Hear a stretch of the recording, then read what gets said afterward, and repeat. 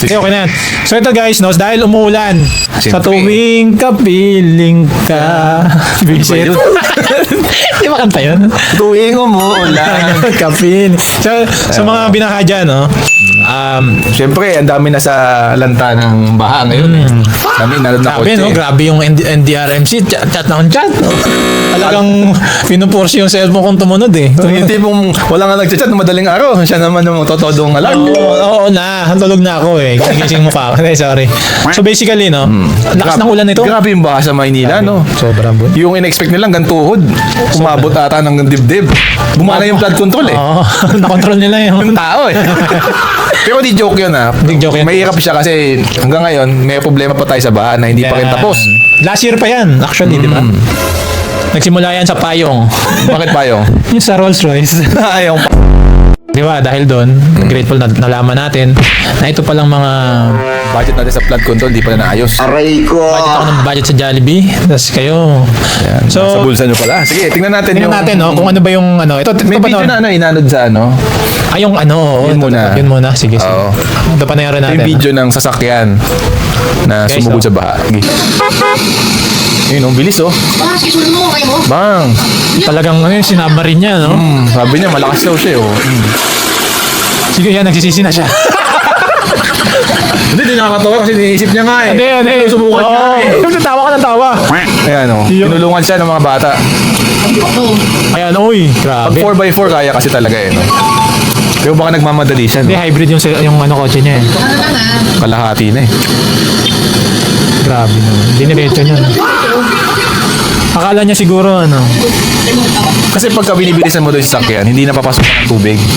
Hindi na mindset kaya nag-speed siya. Ganun ba yun?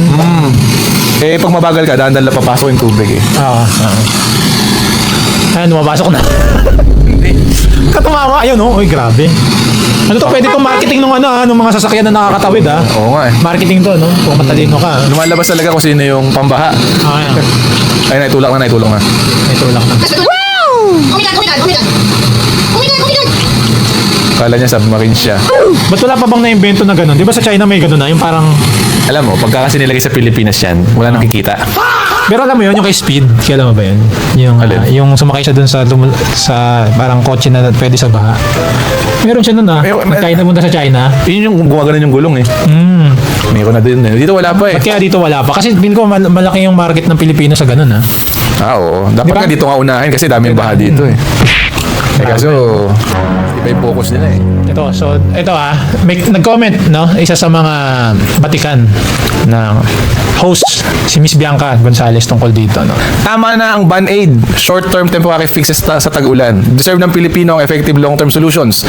Flood control, mass public transport, good governance at iba pa. Taon-taon na lang ganito. Bakit sa katabi na lang nating bansa? Kaya naman. Eh dito, parang mas lumalala. Aray ko! Sino doon? Mas lumalala daw yung baha natin. Well, ano kasi, tama naman yung sinabi niya na Band-Aid and short-term temporary living. Parang maglalagay sila ng yung mga parang daanan na mas mataas. Papatungan nila ng ganito, ganyan. Whereas, hindi nila inaano yung drainage system. Yung pinaka-main. Kasi sa Japan, di ba, nakita mo yung may video yung nasa ilalim, may drainage Under system. tunnel sila, no? Tunnel sila, oo. So, ito ay under the table kasi ito eh. Ang hirap sa atin eh. Okay na yan. Pwede nang masolve siguro yung baha. Mabilis kasi makalimot ng mga Pinoy eh. Yun ang nakikita kong mali natin. Mabilis tayong Makalimot. Parang konti lang pa abot ng Yan. donasyon. Pwede na. buboto nyo na agad eh. Grabe naman din kayo mga Pilipino kayo. Well ano ito sana maging wake up call to sa mga nagbobotante at bobobotante. Kasi yung ulan na yan, warning yan eh. First, Morning yan. May Eh, mga susunod dyan bibigat pa yan boy. Kasi pag umuulan, yung lupa natin lumalambot yan. So pansin mo yung sa ibang mga bansa may mga sinkhole. Oo. Gawa yun ng sobrang Pag lumambot na yung lupa, lumambot na yung sobrang lupa, basa ng yan. daanan. Eh kaso nga dito, baka nang dagat yung ating Oo. lupa. So ngayon, dadami yung sinkhole. Ganun. Parang ganun eventually. Aray ko! Hindi ako engineer Dati akong engineering student. Yeah. Ano ko lang yun, speculation ko lang. Meron pa dito, si Bernadette Sembrano. Napilitan siya mag-MRT. Talaga? Ano sabi niya? So sabi niya, hawak ko ang beep. Plastic shoes on, beep card on hand, Yeah. backpack in front as baha on our streets.